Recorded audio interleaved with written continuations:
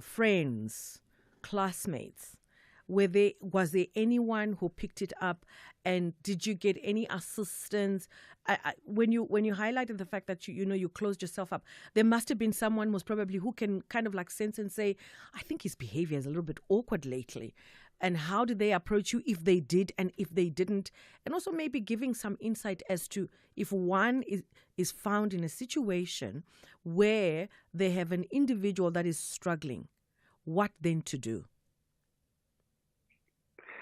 I think back then, it was quite unfortunate that I think people did not really understand, and and looking back, there wasn't that many people that, in fact, I don't remember people reaching out to say, "Is there something wrong with you?"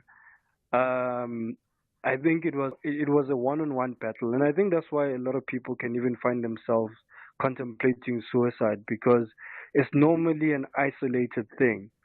You're very lucky if you have people that can see the differences and reach out to you. But I think maybe it was a time where maybe even the people around me were also going through whatever they needed to go through or were going through. Um, so it became a thing of me having to observe myself and then try and fortunately we could research and read as much up, and get closer and closer to what the problem was. So that's why it actually took me such a long time because I had to self-diagnose while I am researching, while I'm trying to figure out what. So it was a back and forth process. Fortunately, now we have spaces like this. I mean, I'm talking about 2005, 2007, 2009.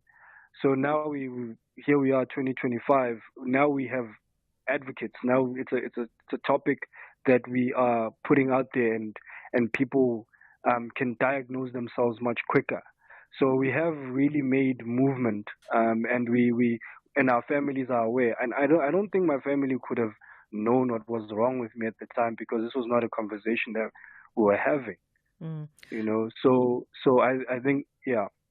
Just also hold on the other side of the line because I've got Annele Siswana, clinical psychologist, who's also going to join in the conversation. And also the lines are opened. That's 086 000 2032.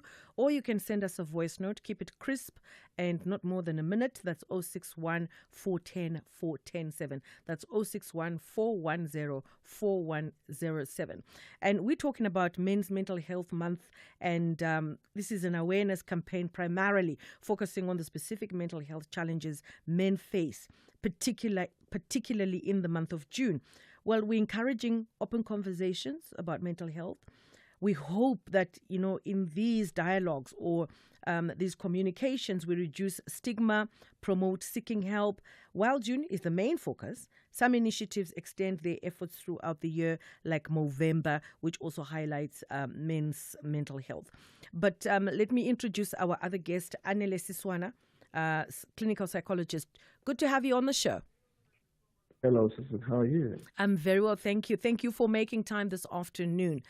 I would like to find out, in your line of work, what has been the most common issue that you've highlighted or that you've seen or that has been more predominant when it comes to men's mental health? The main key theme across is major depressive disorder, like my brother beautifully described it. I suppose men don't have the language of what looks like depression, and if we really want to know the description of what comes with it, my brother has highlighted it. And so because depression is this deep-seated sense of sadness that you can't really come out of it unless you do something about it, then you would know that there is a deep, real problem. And the second part that often comes with this idea of mental health is anxiety, and the idea of men who struggle with anxiety because of many demands that they have to meet up. It could be family demands, could be societal demands, could be career demands, could be a range of things that could potentially make one really present with anxiety or different kinds of anxiety that we're working with. But for the most part, what we've seen happening also, that is kind of stats also suggest, is substance related abuse and substance addiction, gambling addiction. So addiction becomes a key thing that you see playing out across male related disorders. So I would say predominantly for me, it's major depressive disorder, that is depression, anxiety and anxiety-related disorders, substance abuse, and other related kind of conditions that men really struggle with, and not to leave personality disorders that we don't often talk about. We talk about these common disorders that are mostly observable, whereas with personality disorders, we see this way of being or becoming a person slightly altered that makes this person different. That could be borderline personality disorder, that could be any form of a personality disorder, but the most commonly noted disorder that men struggle with in terms of personality is what we call narcissism. And in some cases, we've seen men who really struggle with the other spectrum of personality disorders that struggle with antisocial related personality disorders. So we have a range of them, but they play out differently. Obviously, context and space helps us to think differently about how these play out. And then we take a look at psychology of masculinity and the effects on men's mental health. So, for instance, you know, our men have been socialized to be providers, to be hunters, and yet the dynamics of life have changed, and we have not considered that. We have not taken it into effect. How are we going to break this narrative to say, look, times have changed. The pressure should not be put on men like some 50 years, 100 years ago, because that life has changed. Lifestyle has changed. I think in there, we would need to think differently about the construct of masculinity.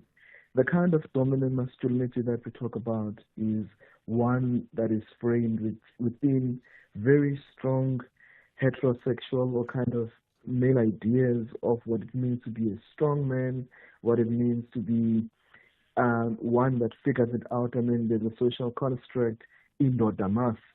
So it gives no room for men to have an alternative not to Ken, because society expects that because you're a man, you must provide. It doesn't matter if you've got the money. It doesn't matter if you've got the resources. It doesn't matter if you do have the emotional capacity or not. And so if we shift our thinking around the way we think about masculinity, where we redefine ideas of what we talk masculinity, then it will be different. I suppose ideas of talking around positive masculinity, modern masculinity, it somewhat alleviates the pressure and the demands and the expectations of what society expects us to be.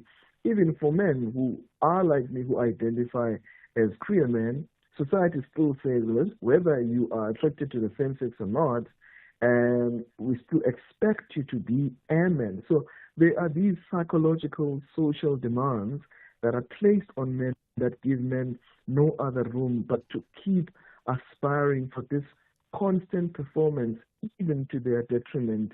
And ideally, you are likely to find men who have anxiety and anxiety-related disorders, because basically you find yourself as a man worrying about being worried and not worried when you're not worried, because you're constantly on this cycle of worry and expectations and demands. So I think the possibility is that of positive masculinity, that somewhat creates a room for a man that cries, for a man that appreciates and embraces vulnerability, because the society we live in, it says vulnerability is not something to think about, but also we need to look at ways in which we have a room for men who feel, for men who can express their capacity of being able or not without the kind of reaction that then says, if you can't provide, then we think differently about the kind of man that you are. That's Anele Siswana, clinical psychologist. Please do hold for me. I'm just going to go to headlines and we'll come back and continue with the conversation.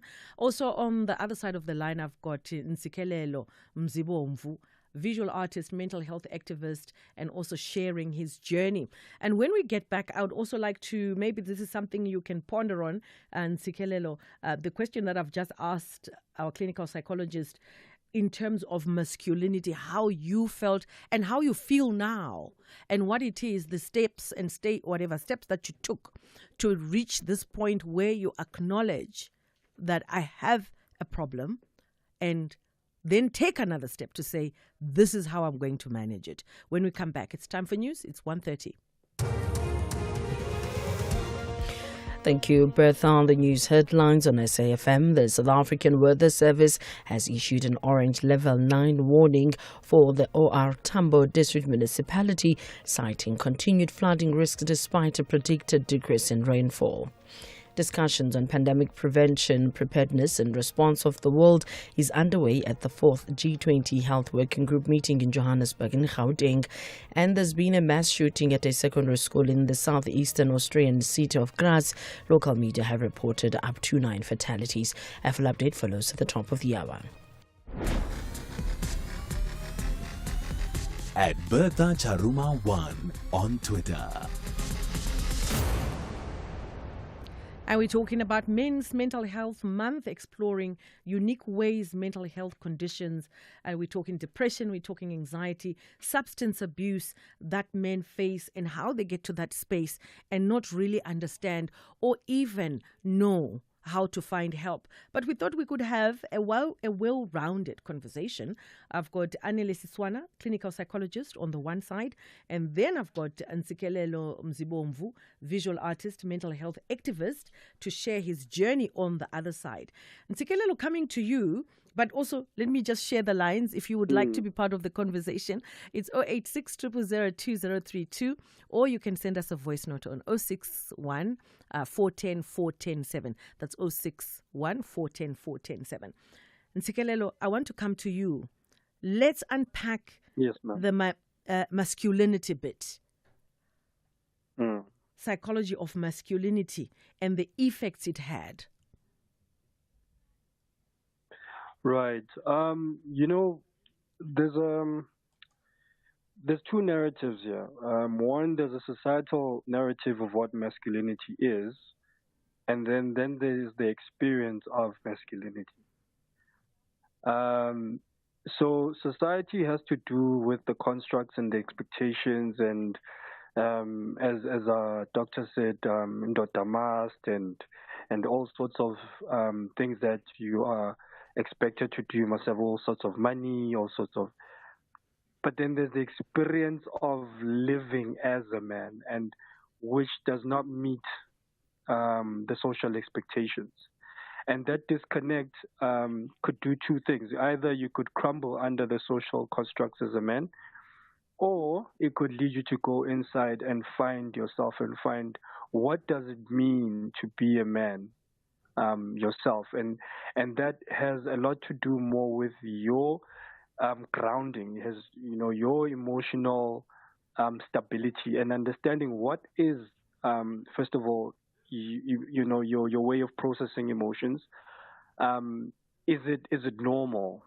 Or if, for instance, doctor spoke about anxiety, which is an irrational response based on previous experiences to a current experience that is not necessary. So you find yourself fearing something in the present based on it being likened to an experience you've had before, now causing that anxiety, that feeling, which is an emotional response which is inaccurate. It's not, you're not supposed to feel anxiety at that particular point in time.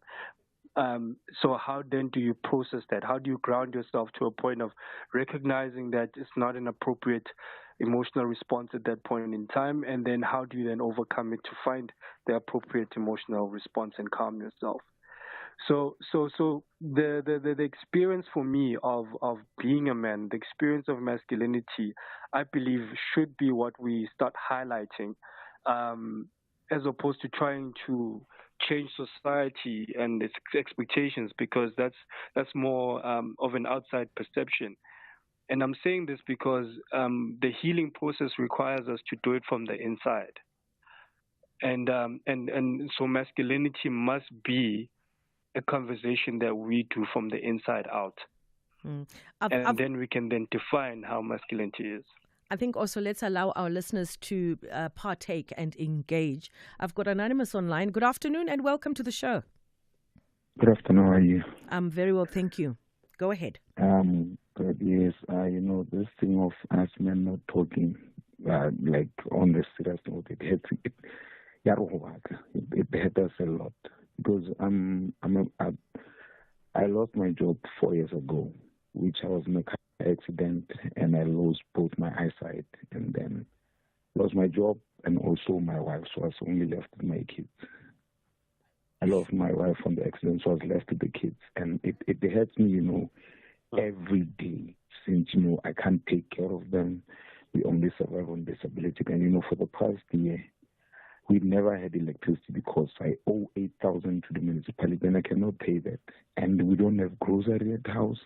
In the house, it hurts me to see the kids wanting to help me to survive instead of me being a parent to them, because most of the time, especially like this time when they're at school, when I hear men like this talking, I see that I'm not alone. Because Mukasi will talk to guys, for other guys. There's nothing at home, and I don't know what kids are going to eat today. But they'll buy you beers, but they'll never bring maybe food or they'll do right, man. When you get home, you see the kids, they're hungry. It hurts you. And most of the time when they're at school like this, that's when you get the thought of saying, I've got policies that I'm paying. If I can take my own life, at least they'll have 100 and something thousand that can help them survive, Because today you see how it's cold. When I saw them going to school without jerseys, and like I've cried and said, I'm failing them.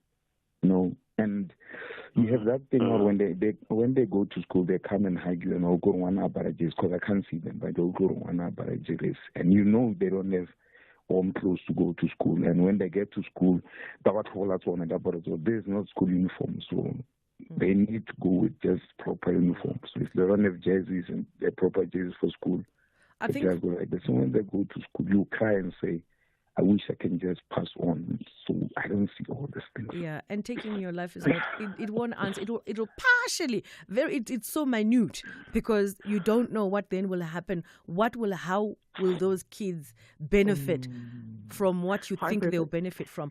I think I want to give it to Annelies Iswana, our clinical psychologist. What's your take on it? First, Bertha, do you mind asking the producer to give me his contacts? Then I will speak to him off air for free, and nothing to be worried about. I think it's quite a multi-layered case that we are hearing, and then my brother earlier mentioned that masculinity, there's this idea of it being performative. I mean, he narrates a very difficult experience that changed his entire life. However, still beyond that experience, that he's not even processed from being able to being disabled and all of these things. So there's still his own personal trauma, his own personal journey. However, still societal demands and expectations are still there. I hear him kind of with suicidal ideations, because he is at the point where he says, I've got nothing to offer anymore.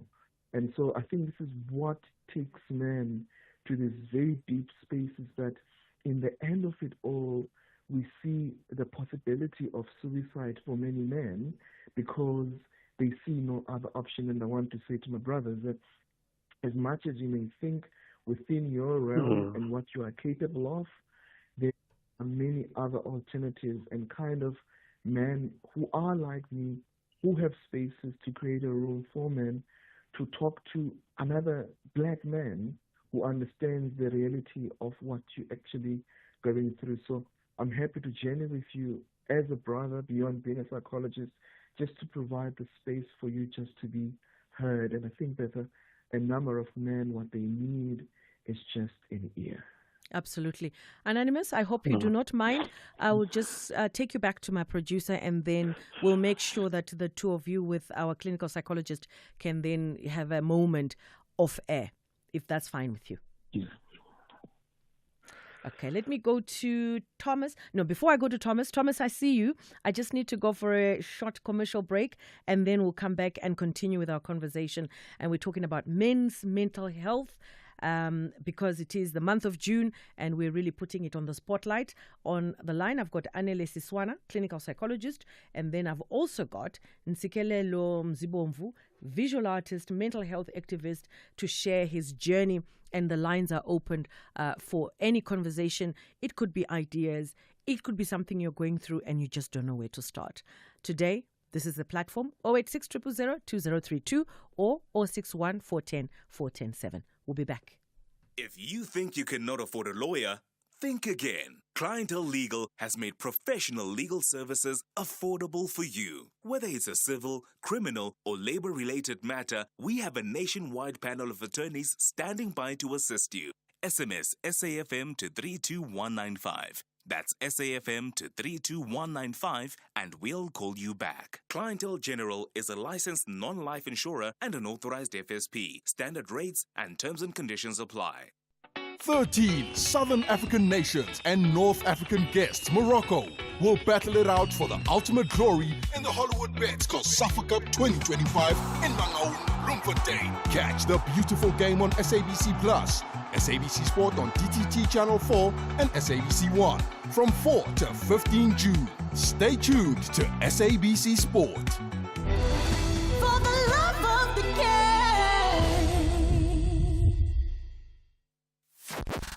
The National Pulse, weekdays, 3 to 6 p.m.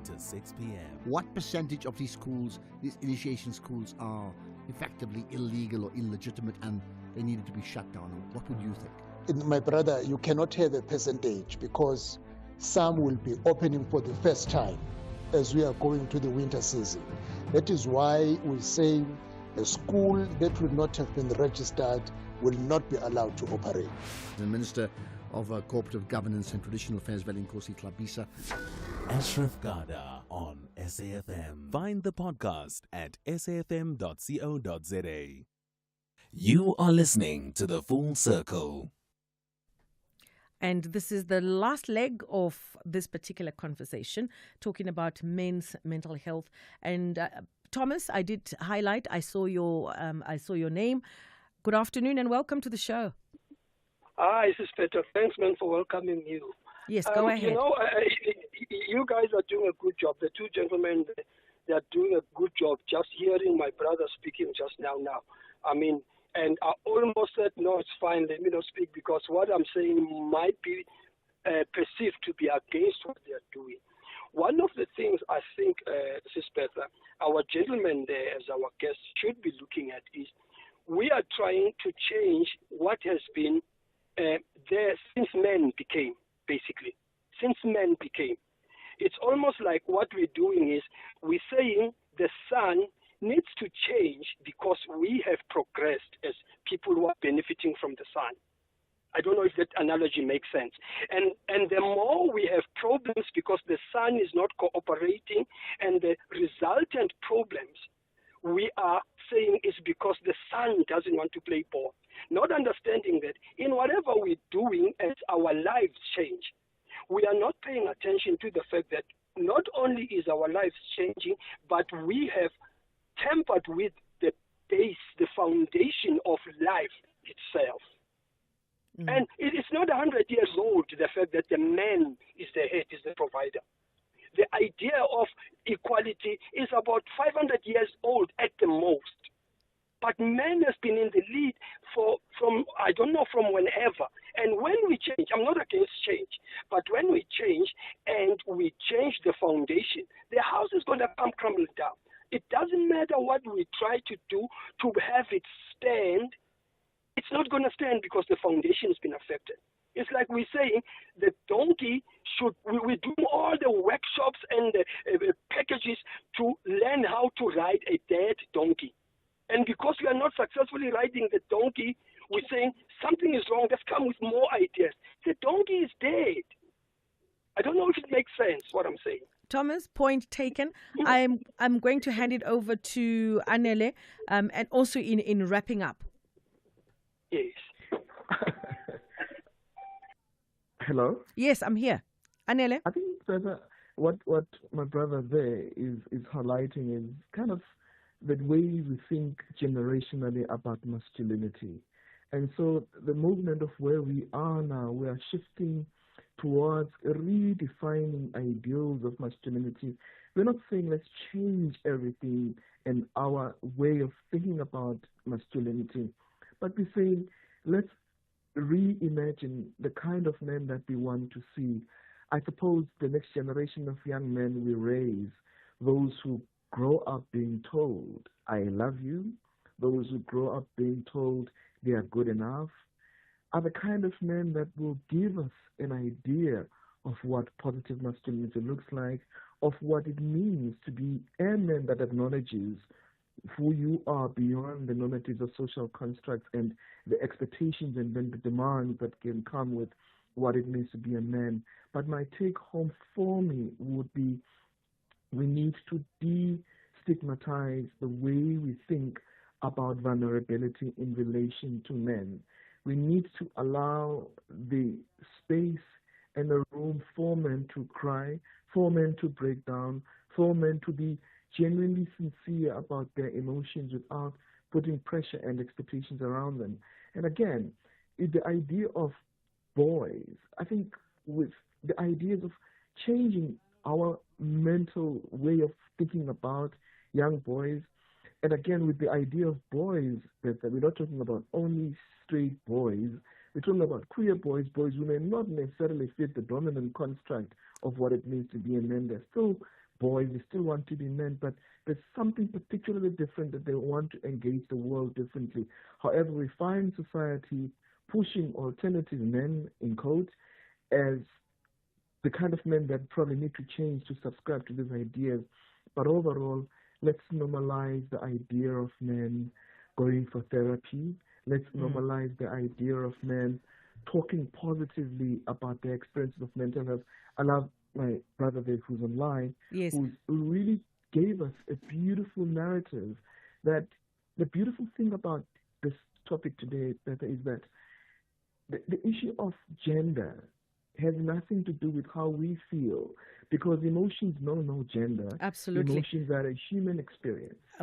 I think in wrapping up, where can we find more information?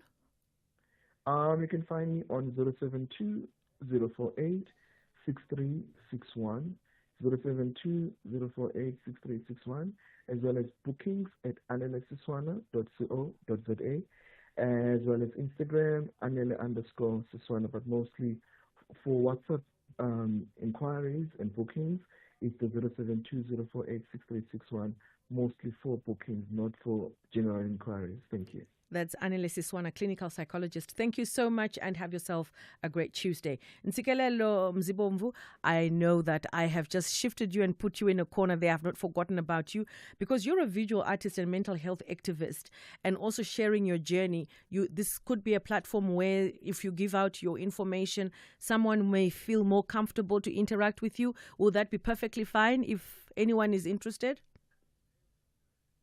Yeah, no, definitely. I am available on LinkedIn, Ntsikelelo Mzibomvu. You can search me on Instagram and on Facebook. And also, just as a parting word, I just want to say, mental health healing is something that, as men, we do while we move forward. There's no stopping. We have to heal while the bus is moving, while the train is moving. So to our brother as well, who's going through a very difficult time, it's also an opportunity to heal and reimagine a life that involves him and his kids, but that is different to what he's going through. And we're also here for him. So also, if I can have his number, I'd like to have a chat with him about also the issue of healing while moving forward. Thank you so very much. Ntsikelelo Mzibomvu chatting to us this afternoon. Well, I suppose that wraps up our conversation. Still to come on the show, stages, pages, screens, and more. The Human Condition solo exhibition, and we'll get to unpack when we get back. They say sharing is caring, but not in football. Bafana Bafana and Club M refuse to share points. They're both hunting for vital points. This is the Hollywood Bets South Cup 2025. Catch the spectacular action of Southern African football. South Africa versus Mauritius. This Tuesday, 10 June at 2:30 p.m. Streaming live on SABC Plus and SABC One. Proudly brought to you by SABC Sport. For the love of the game.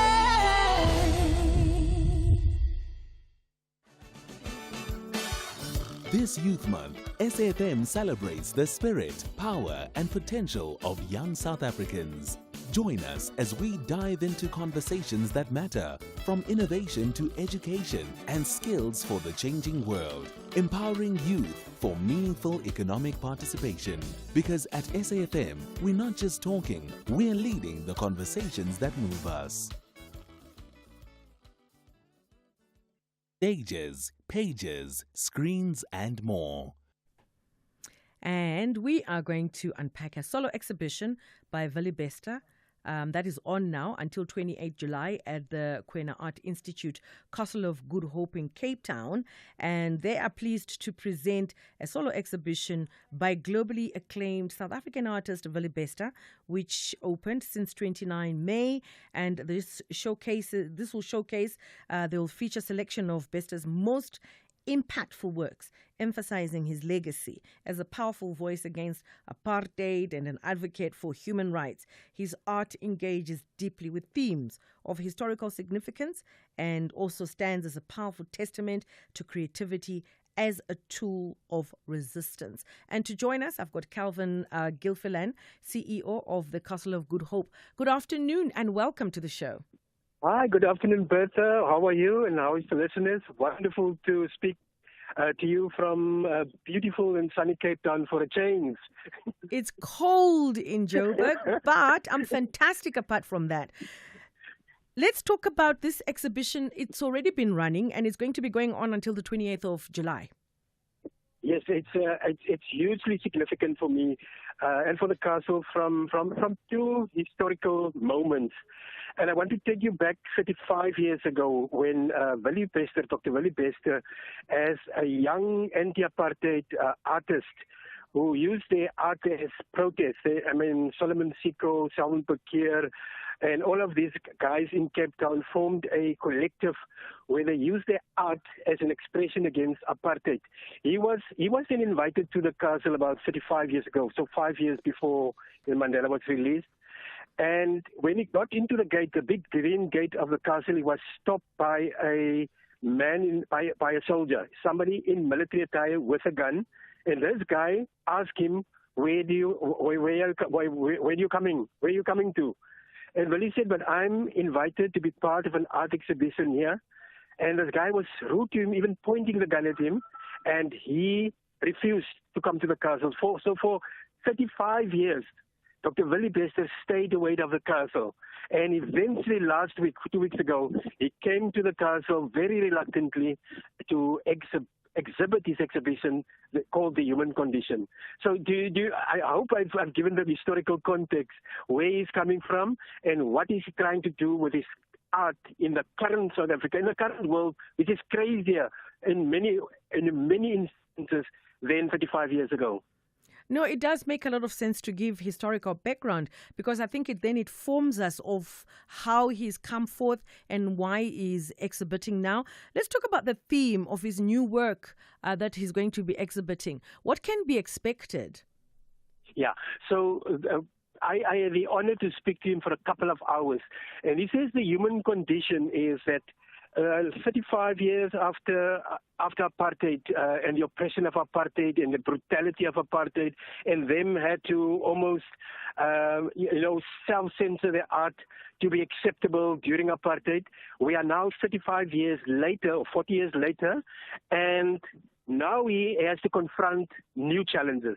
Unemployment, drug abuse, social media, trade wars, narrow nationalism, bigotry, racism. And his art is now trying to capture that human condition, and it's wonderful because he's a multimedia artist. He's not only a painter. He uses painting, sculpture, maze work, all of those works fuse into the human condition. So if visitors come here, they will see a lot of artistic expressions against oppression, against racism, against corruption, against all of the things that confines the human condition. It's just wonderful. It's so difficult to express his artwork, but it's so beautiful, and it captures the current moment that we're in it. But there's a lot of hope into Dr. Willie Bester always try also to use his art to express what will be there tomorrow, a better tomorrow, a tomorrow in Mitchell's Plain, in Langa and Nyanga and Bukuletu, Mitchell's Plain, without drugs, without teenage pregnancies, without corruption, without gangsterism in the place. So that's for me the beauty about Willie Bester's art. I mean, this is an individual. He's done painting, he's done photography, sculpture work. So when we come to, if you were to paint a picture of someone who's in Johannesburg who would like to come, as physically to watch his exhibition, what can we expect? Are we going to expect more of his paintings? Are we going to expect more of his photography, more of his sculpture? Yes. For those who know him, he got the Order of Ikamanga from the president, so he's really a global icon. But it's so sad, Bertha, that many of even the local people or the South African people don't know about his work. But his work is having almost an industrial look and feel of it. So he uses a lot of metal work, fused with bright colors, fused with painting, fused with photography, so that it makes, when you enter this Kwena Art Institute, which is an institute, a gallery dedicated to the work of indigenous, of black artists. When you enter the gallery, the very first sculpture that you see is containing everything. There will be an hyena, a soldier, a politician, all of that captured into one. It's you have to come down to really see it. I'm doing a great injustice to him because his work is so exquisite, so telling, so powerful, that if you're not moved after going through his exhibition, then you're not human. Then your human condition is not that of a human being. I can imagine.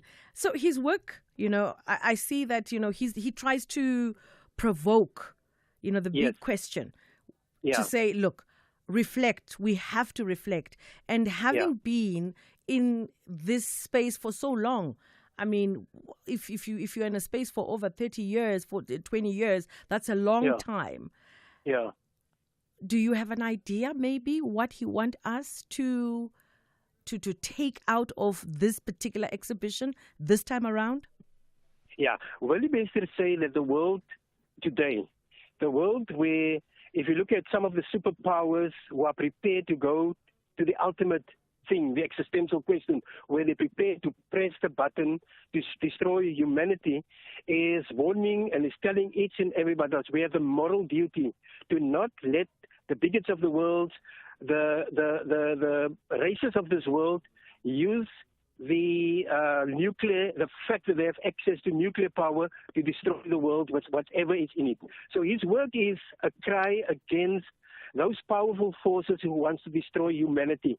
And he says it's up to you, Bertha, to me, Kelvin, to the boy in Mitchell's Plain or in Nyanga Langa, to challenge and to keep all of our public representatives, whether they're in schools, in political office, to keep them accountable, to let them come back to the people and to say, you don't have the right to destroy our world. We are here for a very specific purpose, and you are not here to destroy it. And that's what his art is telling us. His art is telling us, he's provoking us, is driving us to activism. There's a new activism needed here, not on social media and WhatsApp in this. There's an activism to go back to our communities and to restore what our communities was about years ago. Willie Bester roams from a very small rural town, Montetjie, in the Cape.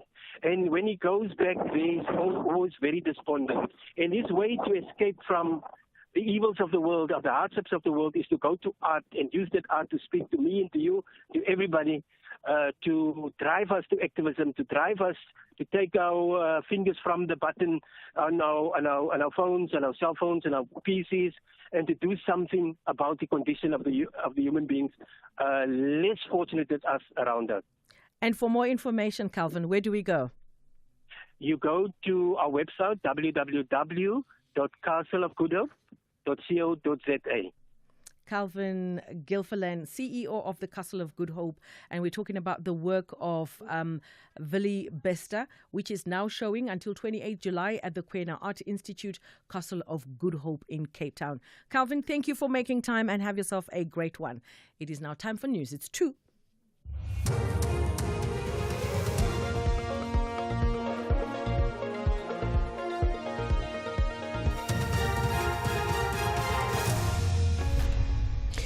Thank you, Bertha. Top stories at 2. Eskom received billions to finance its debt, and orange level 9 weather warning issued for Eastern Cape.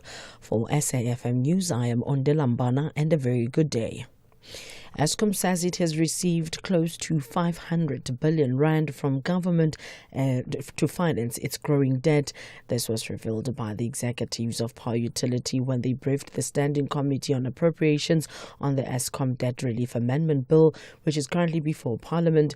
Eskom CFO Khalib Kasim says they're expecting more debt relief from government over the next 3 years. Over time, it's just under 500 billion of support, and you can see that as per the debt relief as we have it now, in FY26, the last tranche of the 3 years will be 40 billion, and as per the Minister of Finance's decision, there will be as we've revised the takeout of 70 billion to 40 billion in FY26, which effectively is used for maturity on the 2nd of April 2026 of some 40 billion, and then another 10 billion in FY28. President Cyril Ramaphosa says former Deputy Finance Minister Mcebisi Jonas remains a part of his envoy for North America. Jonas was appointed as part of Ramaphosa's special envoy to the U.S. He also formed part of the team that prepared the South African delegation for their meeting with Donald Trump at the White House last month. Ramaphosa says while Jonas remains a part of his envoy, his key responsibilities will be outlined.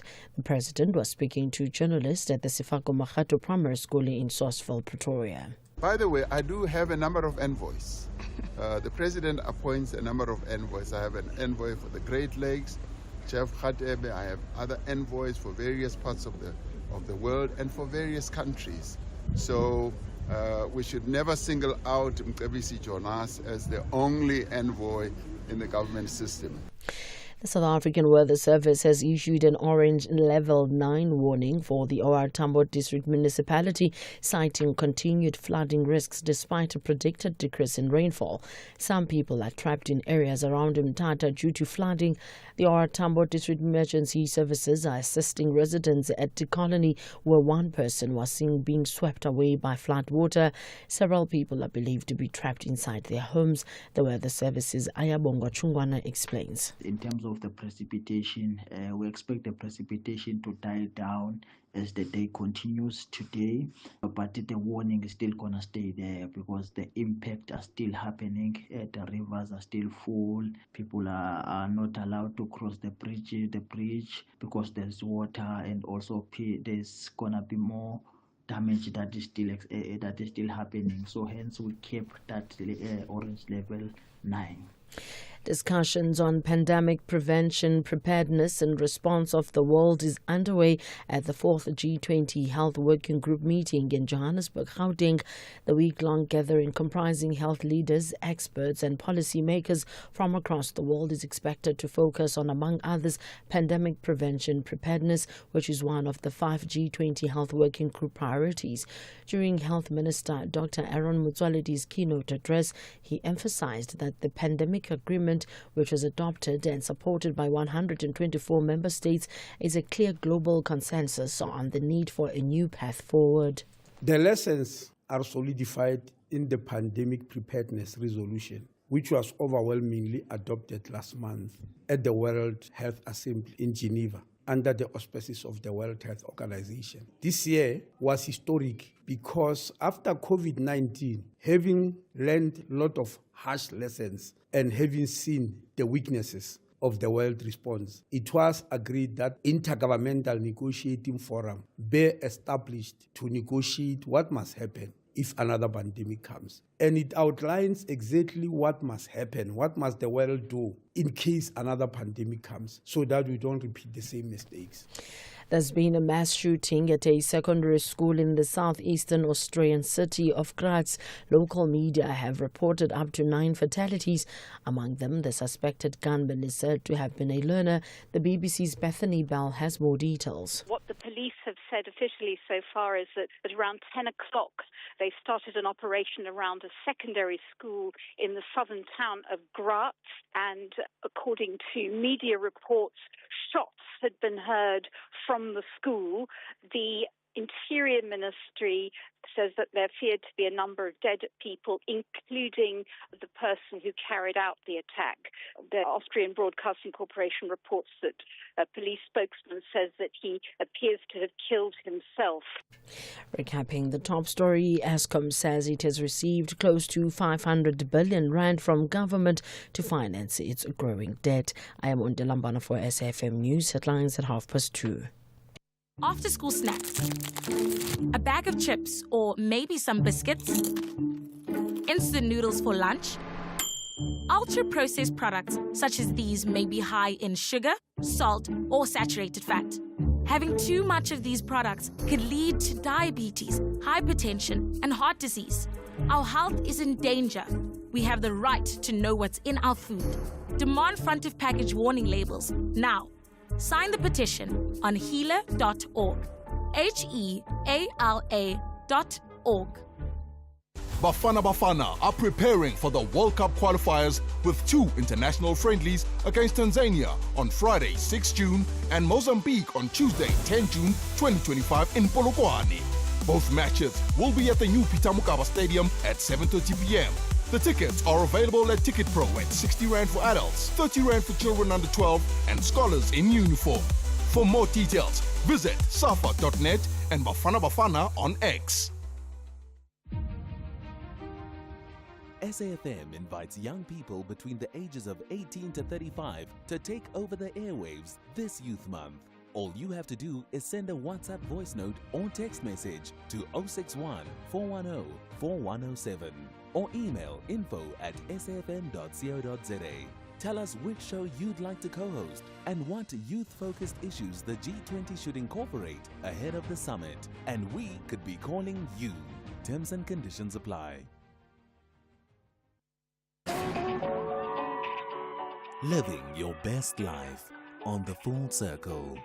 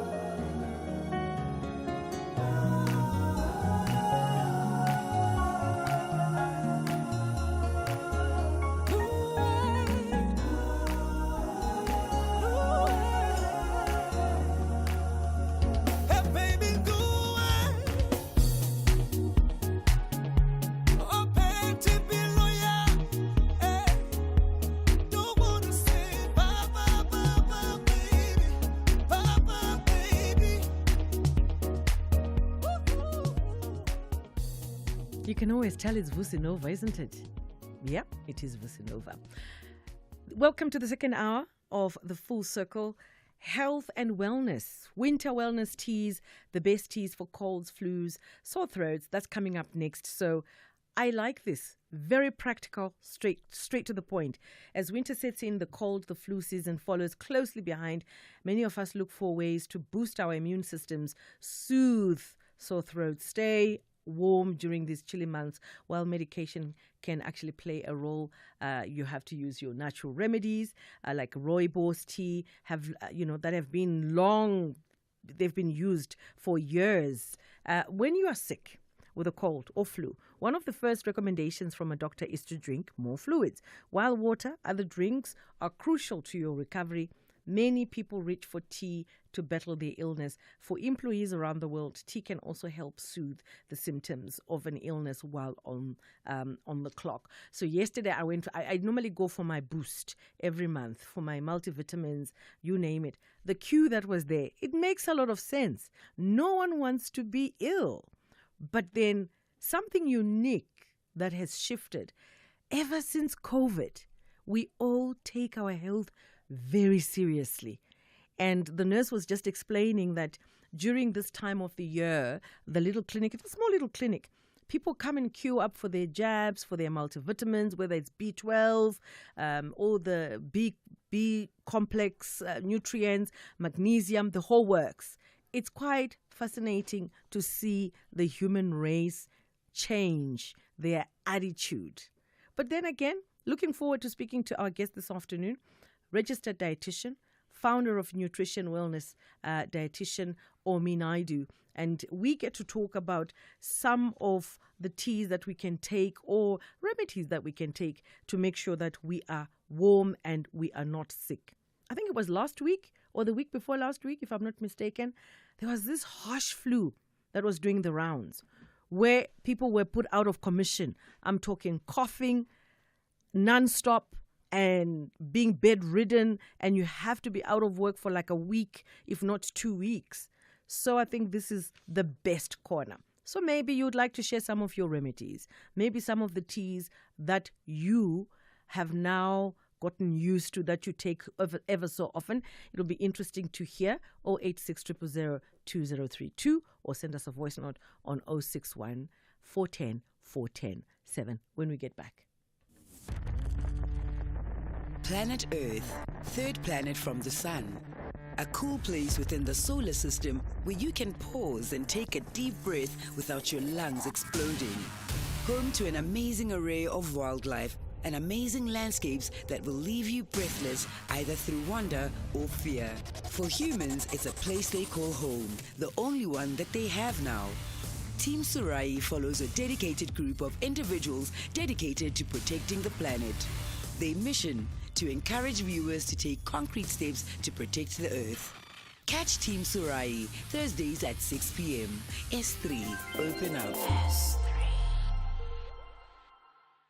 Bafana are preparing for the World Cup qualifiers with 2 international friendlies against Tanzania on Friday, 6 June, and Mozambique on Tuesday, 10 June 2025 in Polokwane. Both matches will be at the new Peter Mokaba Stadium at 7:30 p.m. The tickets are available at Ticket Pro at 60 Rand for adults, 30 Rand for children under 12, and scholars in uniform.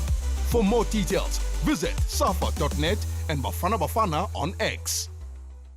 Night Talk with Oliver Dixon. When leaders need to account, we call on them. When society needs to debate, reflect, and advance, we're here to have the conversation. Join me, Oliver Dixon, on Night Talk every Monday to Thursday from 10 to 12 midnight. You are listening to The Full Circle. SAFM invites young people between the ages of 18 to 35 to take over the airwaves this youth month. All you have to do is send a WhatsApp voice note, text to 061 410 4107, or email info@safm.co.za, and the show you would like to co-host, telling us what youth-focused issues the G20 should incorporate ahead of the summit, and we could be calling you. Terms and conditions do apply. Entries close Wednesday, 11 June 2025. Now coming up, let's talk about all the beautiful things, all things tea. I've heard of chamomile. Apparently, it's supposed to aid in sleeping. I've heard peppermint. I've heard of echinacea. The list is endless. But Omi Naidu is on the line, registered dietitian, founder of Nutrition, Wellness, and Dietitian, to chat to us about what we can do during this nippy time, this cold winter. It is freezing, especially today. I'm talking about Gauteng. I don't know wherever you are, how it's feeling. But where we are right now, I'm normally a soldier, but boy, oh boy, I am layered. But anyway, Omi, good afternoon and welcome to the show. It's a very good afternoon to you and your listeners, and thanks for having me on the show. I can tell you Pietermaritzburg is equally cold and bitter. Really? Yeah. I can only imagine. So tell me, what are the most effective teas for boosting immunity during winter months, and how do they work? So there's quite a few options that listeners may have. The first one would be green tea. It's rich in a molecule called catechins, and it's found to be antiviral and antioxidant. And in essence, it helps to increase immune function, and having the green tea can definitely help to boost your immune system. So that's the first one. The second one would even be chamomile tea. I know it's normally quite well known for helping people sleep and relax, but it's got some strong anti-inflammatory components which aids the immune system from fighting that virus or that infection. The third one we could look at is lemon ginger tea. Ginger is a strong antimicrobial, meaning it kills microbes, as well as ginger being a big anti-inflammatory. And then on the flip side, if you're looking at the lemon-ginger combination, the lemon component of it is rich in vitamin C and antioxidants. So that's a nice combination to fight the flus and the colds. And yeah, I know you spoke about echinacea tea as well. It's also known for immune boosting. And I think the final one I'd leave you with is peppermint tea. It's also got antiviral properties, antimicrobial, and can definitely help to ease cold and flu. So to recap, green tea, lemon ginger tea, which is a great combination, echinacea as well as peppermint tea. Giving you about 5 or 6 options there, but knowing that the key thing is adequate hydration. A lot of the time when our bodies are fighting viruses and colds, we become dehydrated because of a high fever and our body trying to fight that infection. So whether you're drinking teas or waters, it's important to keep the hydration up. One thing, my pet peeve during wintertime is congestion. I cannot handle when my system is blocked. I think I become very dysfunctional, and I would like to believe quite a lot of people also feel the same way. Any suggestions in terms of taking what sort of teas can one take to alleviate congestion, to alleviate sore throats? Yeah, so the most common one would be the peppermint tea. It's been shown to relieve symptoms of the cold. It clears up the sinuses, because if you think about it, it's almost having a peppermint rub on your chest or on your nasal passages. This is what the peppermint tea, the effect it has on the throat and on the nasal passages as well. As well as I'd definitely recommend something like ginger tea, which again, with its high anti-inflammatory action, it can help to relieve the inflammation in the nose and throat, reducing the mucus and helping you feel better.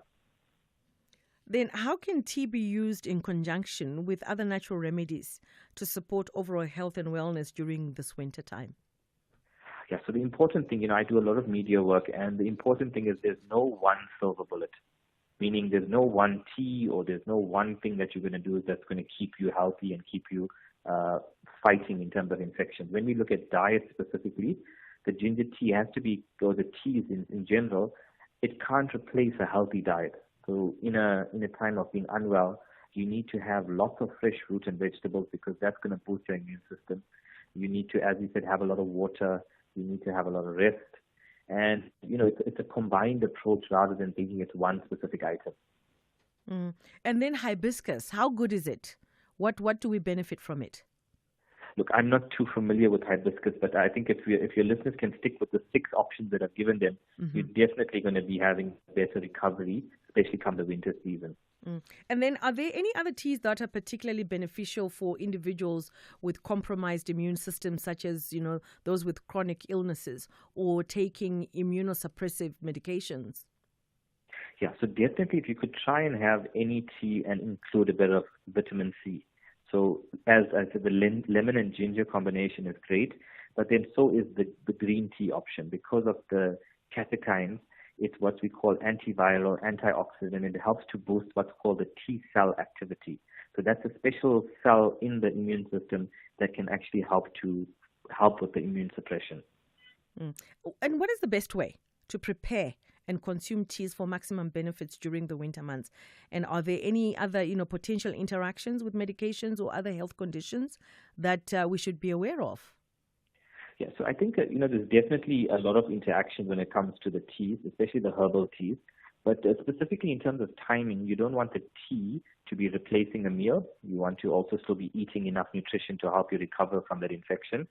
But also, if you're having symptoms like sore throats and congestion, it may help before that meal, at least 15 minutes or so, having a ginger tea or green tea that can help to loosen the mucus and can actually make the eating experience a lot more pleasant and a lot less painful, because a lot of the time the sore throat is quite uncomfortable when you're trying to consume a full meal.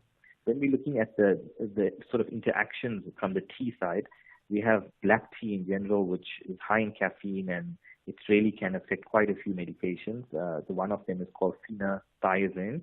These are sort of antipsychotic medications. For people with mental health issues, you've got to be wary when it comes to teas. And then if we look at green teas, they directly interact with what's called warfarin, which is a blood thinner medication. They may affect things like statins, which is a cholesterol medication, heart medications. And I think the message is, if you've got a chronic condition or on a chronic medication, it's always good practice just to check with a medical practitioner. Is a specific tea or herbal tea that you're wanting to use, is it indicated, and is it going to have any effect on your medication?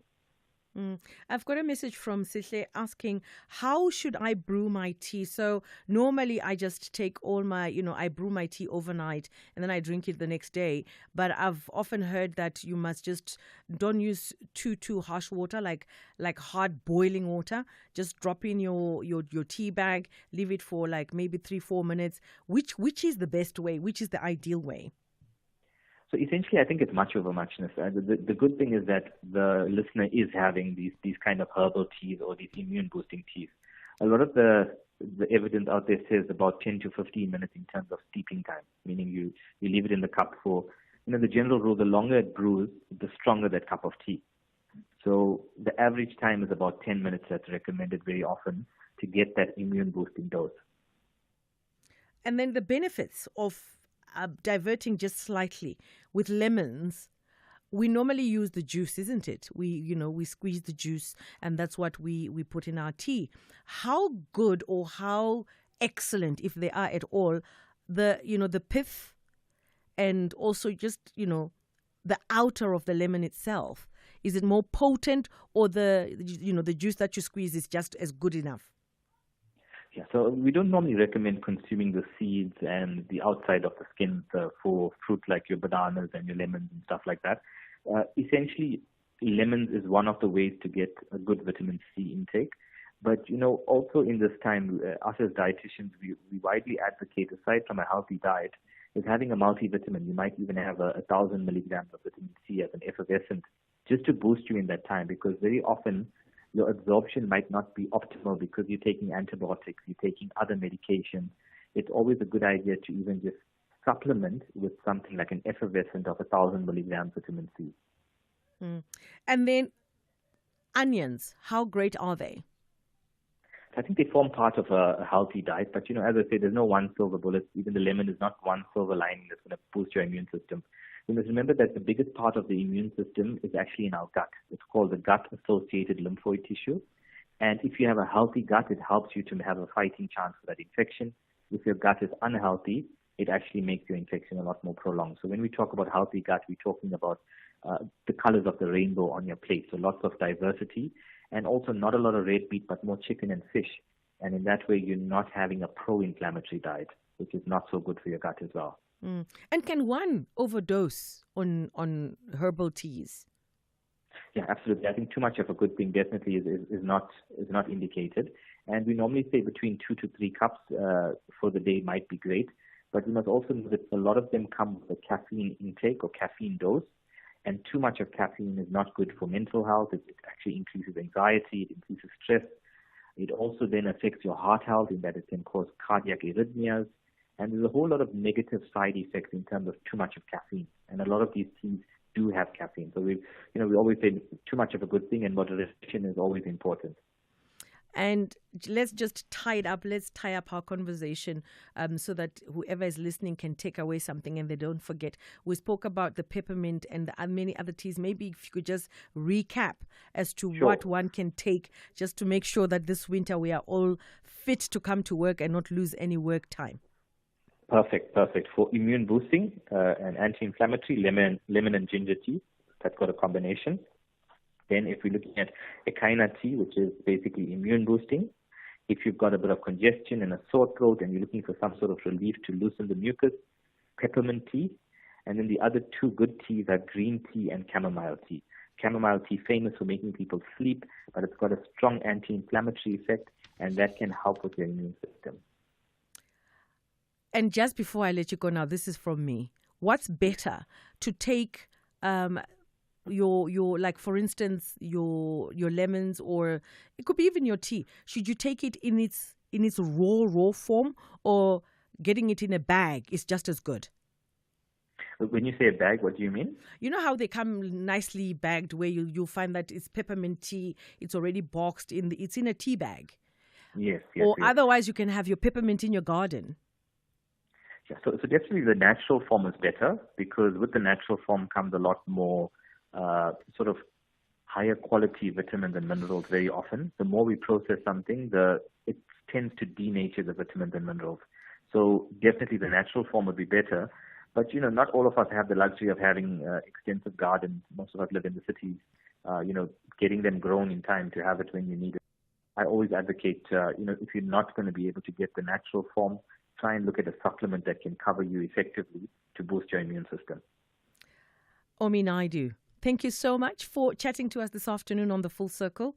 That's a registered dietitian and founder of Nutrition Wellness Dietitian, chatting to us about the different teas that you can take during this winter time, which seems to be pretty harsh. So something just to navigate and get yourself a little bit covered. But of course, it's always recommended, if all goes pear-shaped, just go and see your GP and see exactly what's going on. And if you've missed the better part of the show, at the beginning we were talking about Men's Mental Health Month, exploring the unique ways mental health conditions like depression, anxiety and substance use manifest in men. We spoke to Anele Siswana, clinical psychologist, as well as Ntsikelelo Mazibomvu, visual artist and mental health activist, sharing his journey. And for stages, pages, screens and more, we spoke to Calvin Gilfillan, CEO of the Castle of Good Hope, and talking about the exhibition by Willie Bester, which is taking place right now and right up until the 28th of July at the Kwena Art Institute, Castle of Good Hope in Cape Town.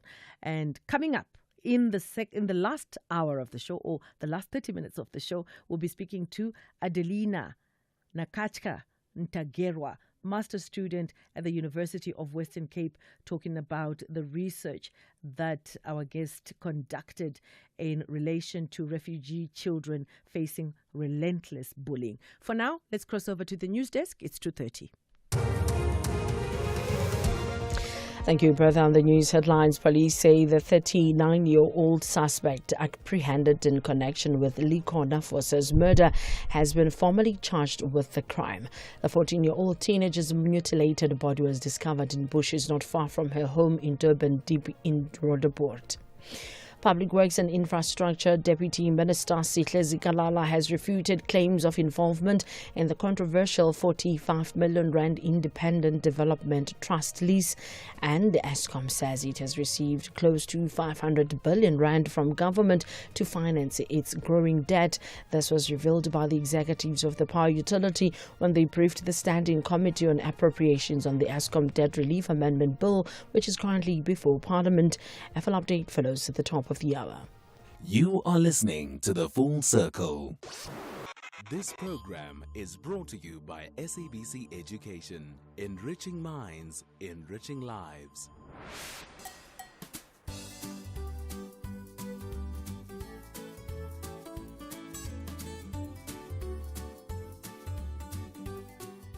Hi, my name is Mbalenti. I'm from New Zealand. Something new that I would really like to try before this year ends is learning how to play the piano. No, I have not been curious about anything that I have not tried. Nothing is stopping me when I learn something new. I genuinely feel so excited when I learn something new. Someone that I know who tries new things often is my mom. Something that I can learn from her is to put myself out there and explore more things. One new thing that I would like to learn this month is probably cooking pap. Good day, everyone. My name is Amangoza Miana. Today I'm going to be talking about something new I'd love to try before the year ends. Something new that I would love to try before the year ends would be learning to play the guitar. I've always been curious about music, and I think it would be amazing to learn how to play my favorite songs. What's stopping me from finding the time and resources to get started? When I learn something new, I feel excited and a bit challenged at first, but it's a great feeling when I finally get it right. Someone I know who loves to try new things is often my friend Steve. I can learn from their willingness to take risks and try new experiences.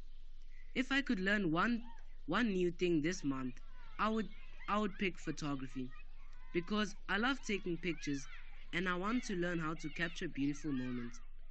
Thank you for listening to me today. See you guys next time. Greetings to you all. My name is Yolanda Mzobe and I'm 11 years old. Something new I would really like to try before the year ends, like a hobby, skill, or activity, is swimming. Yes, there is something I have always been curious about it, but I haven't tried, which is swimming. What's stopping me is because there are no swimming pools around where I live. I feel very excited and happy when I learn about new things, even if it's little challenging at first. Someone I know who tries new things often is my brother. I sometimes learn how to do it and learn some rules of the game or activity or a hobby. If I could learn one new thing this month just for fun, I would pick something about swimming because I really want to try swimming.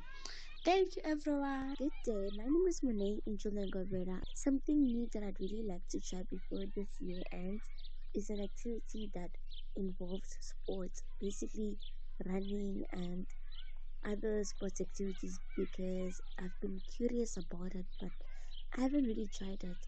And the reason why it's stopping me is because I have fatigue and I have a leg problem. So, how I feel when I learn something new, even if it's a little challenging at first, is that I feel very excited that I was able to learn it and to do it as well. Someone I know who tries new things often, I think it would be my sister, and what I could learn from them is encouragement and patience. If I could learn one thing this month just for fun, I think I'd learn how to draw or paint because it's creative and it also helps you relax during the free time. Thank you and have a lovely day. Hi, my name is Danica. Something new I'd really like to try before the end of the year is like basketball. It seems so fun, but I don't know how to play, so I really wanna learn how to play basketball. Something I've always been curious about, but I haven't tried yet, is like hiking. I don't know, like hiking, it seems so fun, but I feel like I'm too lazy for hiking. Whenever I learn something new, it's very challenging because it's something new. I haven't done it before, so it's quite challenging for me. Someone I know who always likes to try new things is probably my mother, because she's a really outgoing person and she really likes to try new things just for the experience. Even my sister. What I can learn from them is that it's good to try new things, so that you know what you like and what you don't like, and you can see like what fits your vibe and what can be your new hobby. If I could learn one new thing this month just for fun, it would be basketball, because it seems really fun, and I've watched like and amazing stuff on basketball, and it seems very fun, but I don't know how to shoot a ball, and I can't really run, so that's a very big problem. Thank you. My name is Bertha Charuma. If I could learn something new, it would be cooking. I help when my other relatives are cooking so I can learn. My grandmother will help me to learn this skill.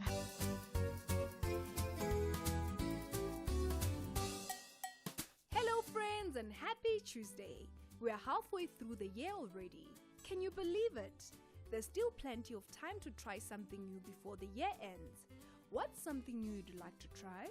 Is there a hobby, sport, activity or skill you've been curious about? Maybe it's learning to draw, playing an instrument, trying a new sport, or even learning a new language. It could be something big or small. What matters is that it's new and exciting to you. What's stopping you?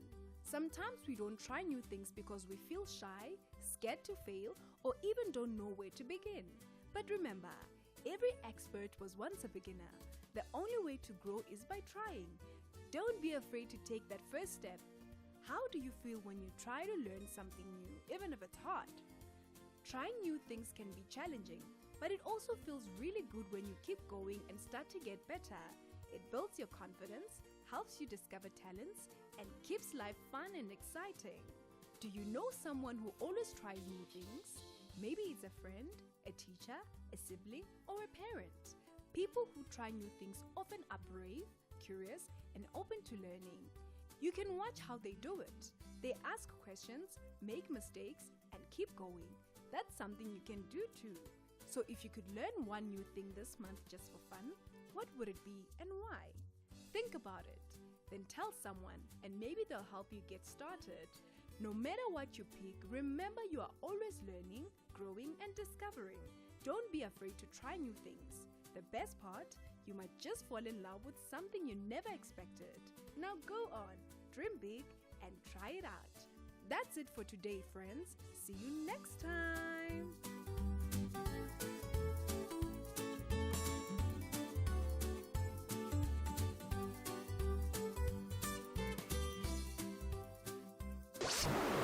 This program was brought to you by SABC Education. Enriching minds, enriching lives.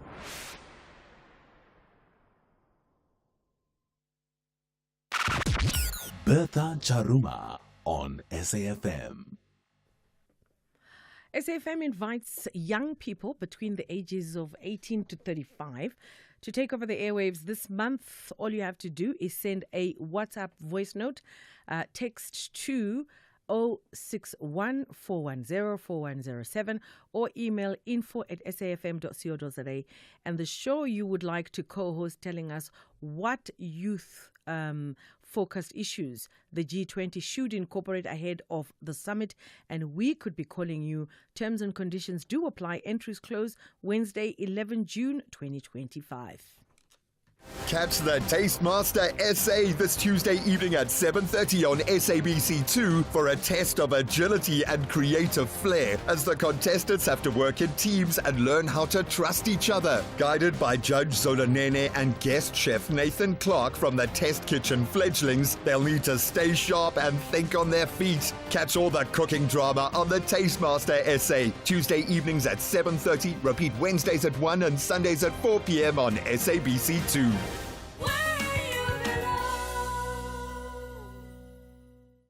It's a game of two halves, represented by two national flags, and both nations are chasing victory to bring joy to their citizens. This is more than just an international friendly. It is the Southern African Derby. Mzansi's Bafana Bafana face the Mambas of Mars. Catch the incredible action of African football. South Africa versus Mozambique on Tuesday, 10 June at 7 p.m.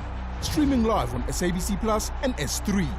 Proudly brought to you by SABC Sport. For the love of the game.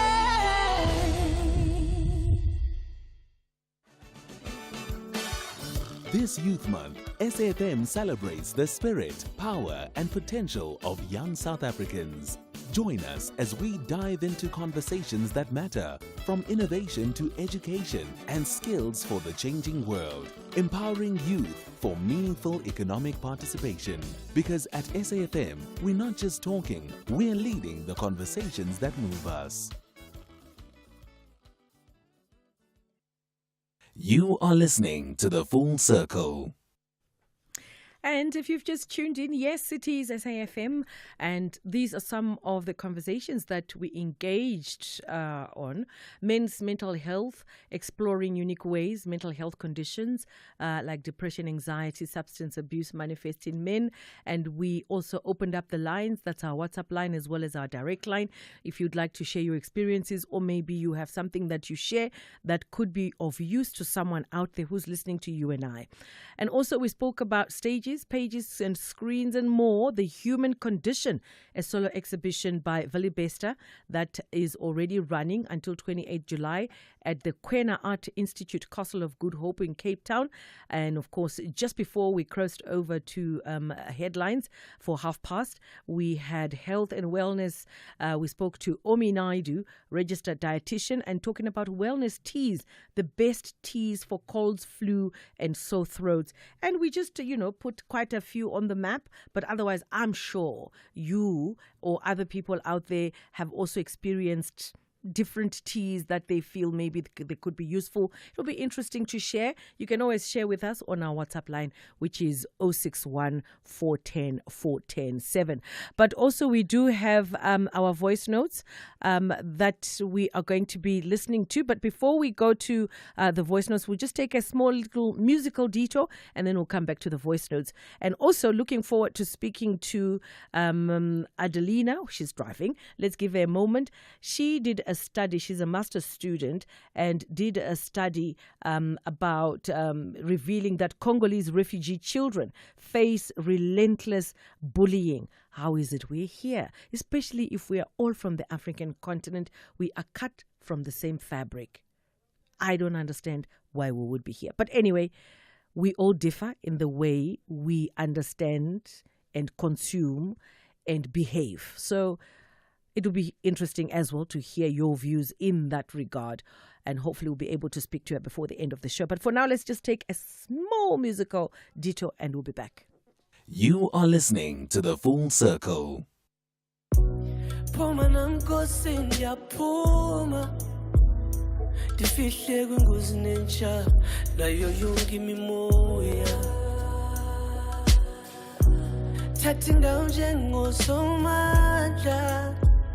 Sindisi impilo yami kwababantu abalunganga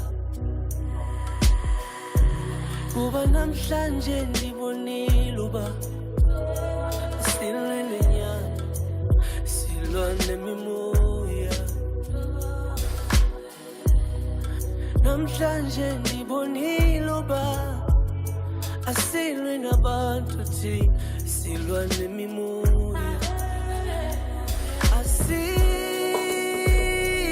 nabantu thi asilwe nabantu thi silwa nemimoya asilwe nabantu thi asilwe nabantu thi silwa nemimoya silwa nemimoya silwa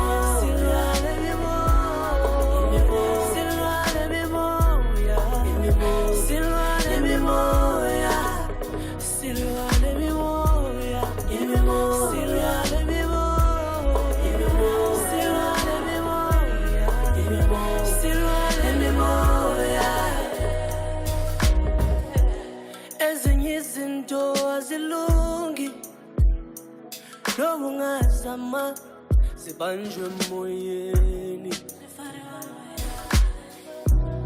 ezimfazwe sizibonileyo aziqali namhlanje ziqale moyeni ngobe moyeni kuyaliwa emoyeni emoyeni emoyeni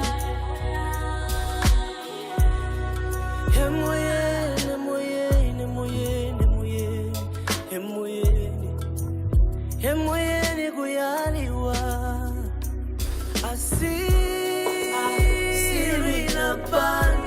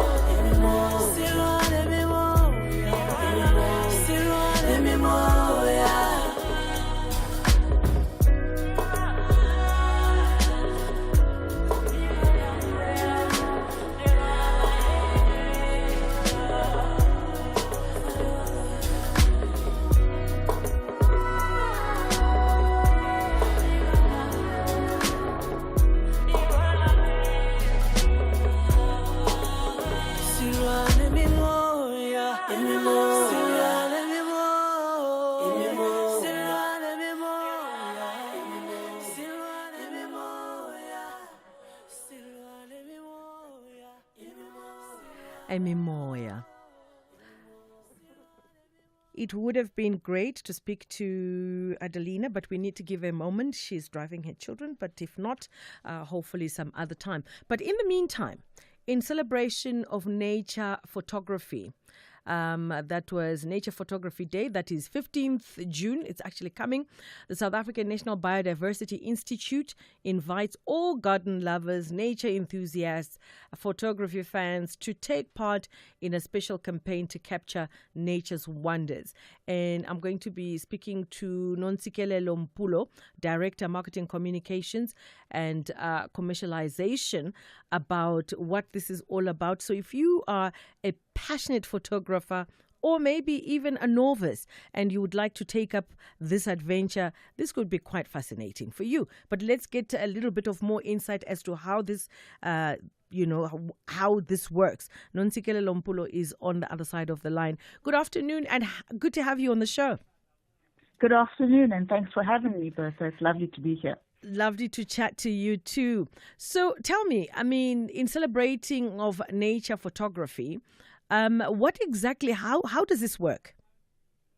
So Nature Photography Day is celebrated globally on the 15th of June every year. And it's a moment, in all of the chaos and all of the craziness around the world, it's a moment to take a breath and just celebrate the beauty of the natural world.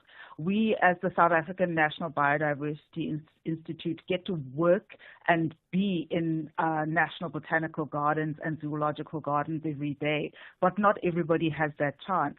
So what we're trying to do is invite people to come and explore our gardens or explore nature, even if it's not in our gardens, but just to take a moment to celebrate nature because, human beings are interconnected with nature and we just want to make that connection visible again.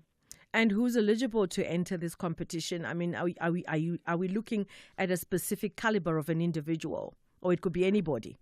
It's open to everybody. Anybody over the age of 18 is welcome to enter. We will be doing it through social media. And so you don't have to have, a fancy camera. You can use your phone, but just focus on the beauty of nature and the appreciation of nature. And we're talking here about flowers. We're talking about animals. We're talking about whatever moves you to be in a natural space.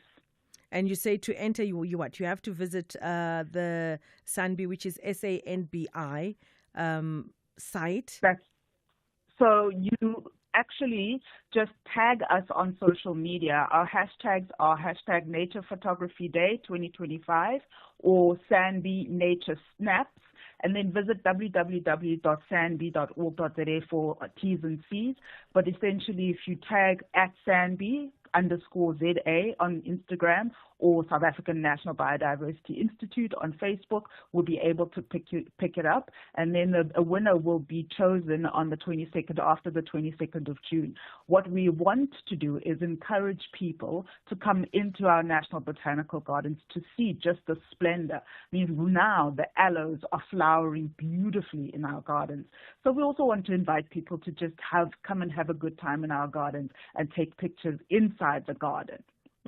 And once, let's talk about the selection process.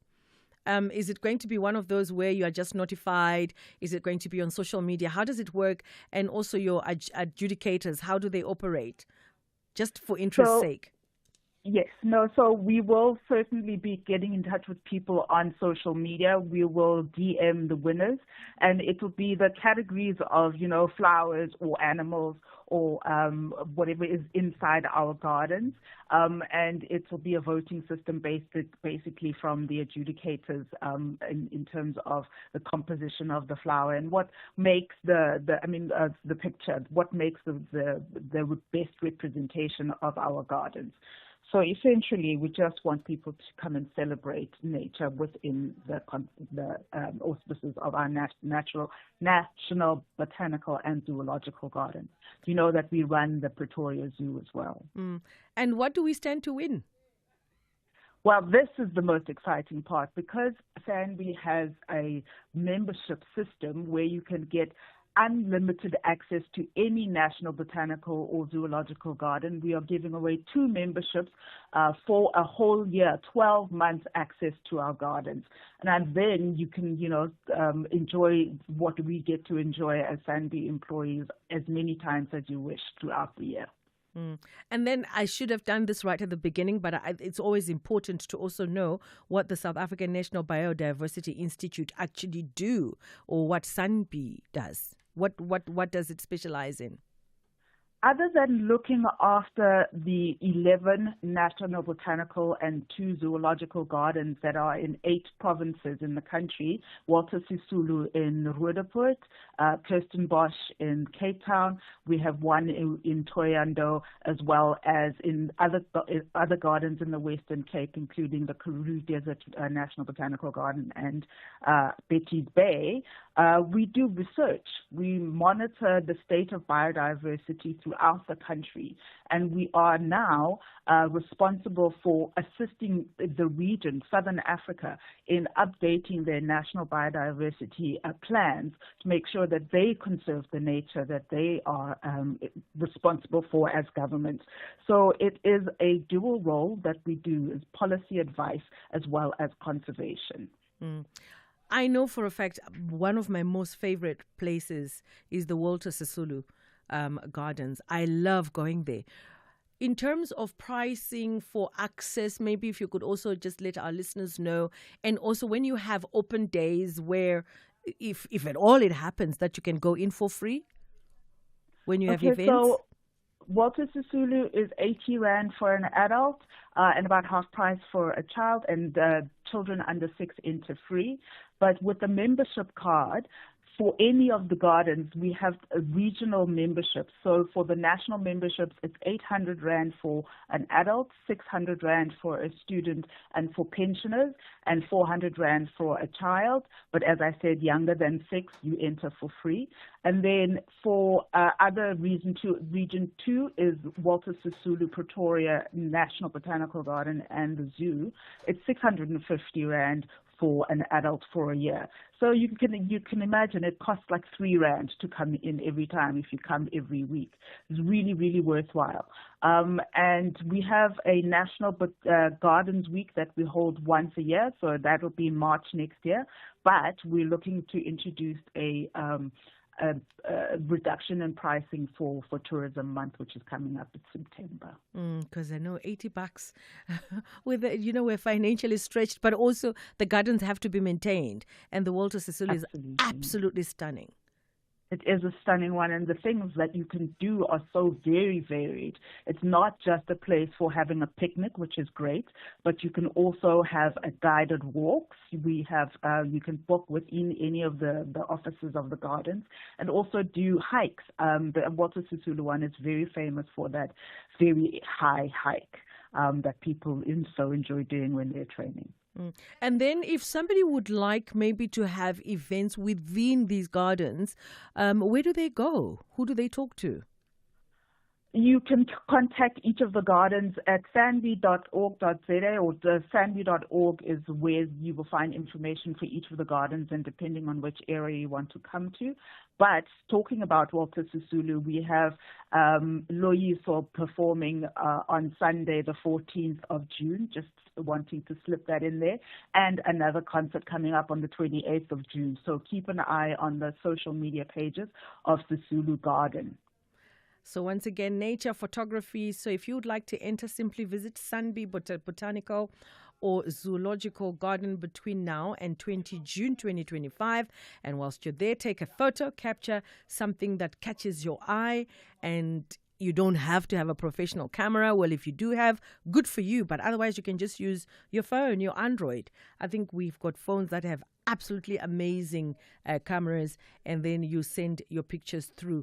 You share your photo on Instagram, Facebook, X using hashtag Nature Photography Day 2025 or hashtag Sanbi14Nature, hashtag Sanbi Nature Snaps, and tag Sanbi along with the garden you visited. Well, to our guest, Nontsikelelo, I hope you'll be able to showcase whoever is going to be the winner of this interesting competition. I would like to see who wins and what the pictures would look like. But otherwise, thank you so much for joining us this afternoon. Thank you very much. And bye-bye for now. That's Nontsikelelo Mpulo, Director, Marketing, Communications and Commercialization from Sanbi. Well, it's been an absolute pleasure sharing your space with me, taking care of the full circle. To my technical team and my content producers, it's been fantastic. Ashraf is up next. And from the rest of the team, have yourselves a fantastic, great time. The National Pulse, weekdays, 3 to 6 p.m.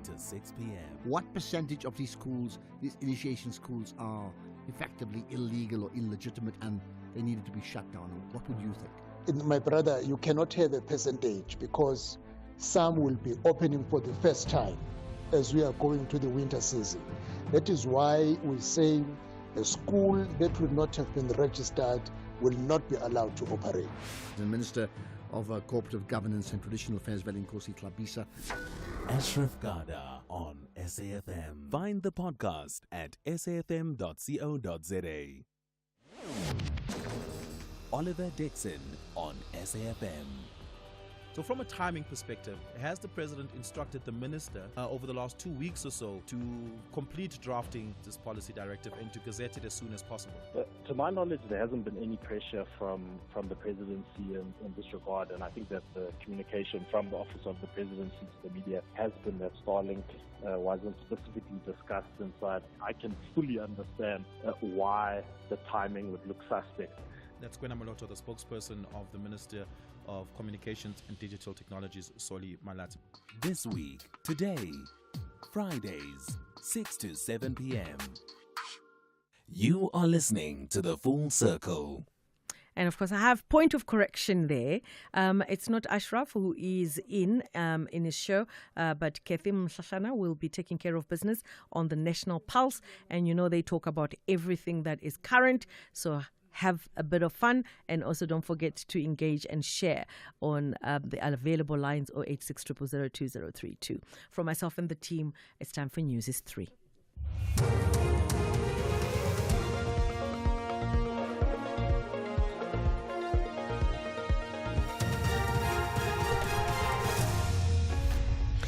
Thank you, Bertha. Top stories at 3. Suspect arrested in Force's murder to appear in court tomorrow, and Eskom received billions to finance its debt. For SAFM News, I am Ondelambana, and a very good afternoon. Police say the 39-year-old suspect apprehended in connection with Likona Force's murder has been formally charged with the crime. The 14-year-old teenager's mutilated body was discovered in bushes not far from her home in Durban, deep in Roodepoort.